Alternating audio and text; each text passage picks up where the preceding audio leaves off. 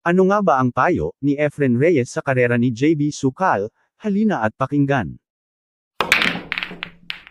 Marami, hindi lang si JB Sukal ang gumaling sa mga bata. Si JB Sukal nakukunan kaya nalalagay din sa YouTube. Pero marami mga bata nakikita ko, ultimo mga babae, bata rin magagaling. Talagang masigasig siya, talagang magaling siya. Baka gagaling pa yun. Para kay JB Sukal, gumagaling ka. Pero kailangan bawasan mo yung style mo. Dahil tingin sa'yo ng mga tao nagbabago. Kaya kung gusto mo maging Efren ka rin, baguhin mo muna style mo.